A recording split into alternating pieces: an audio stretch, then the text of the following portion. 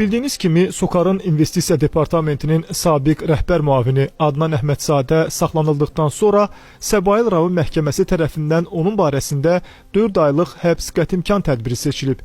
Dövlət Təhlükəsizliyi Xidmətində aparılan cinayət işi üzrə Adnan Əhmədzadə iqtisadi təhlükəsizliyə qarşı təxribat və xüsusilə külli miqdarda mənimsəmə əməllərində ittiham olunur. Keçmiş SOCAR rəsmisi və iş adamı Adnan Əhmədzadə ətrafında son günlər baş verən bu hadisələrə nəzər yetirdikdə, mənimsəmə, korrupsiya yaxud bu minvalda ittihamlarla yanaşı olduqca ciddi bir iddia daha var: iqtisadi təhlükəsizliyə qarşı təxribat.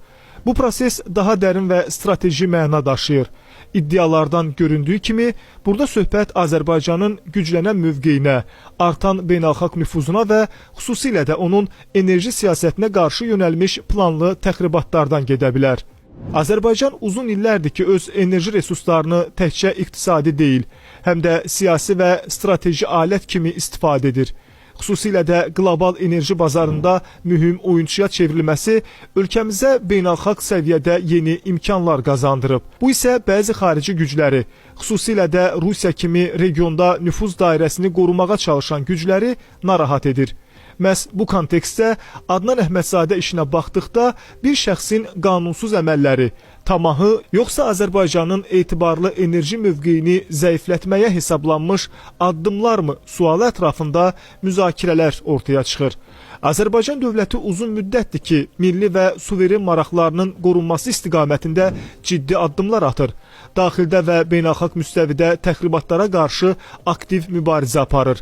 Təəssüf ki, uzun illər yüksək etimad göstərilən bəzi şəxslərin zamanla başqa təsir dairələrinə meyillilikləri ortaya çıxa bilir.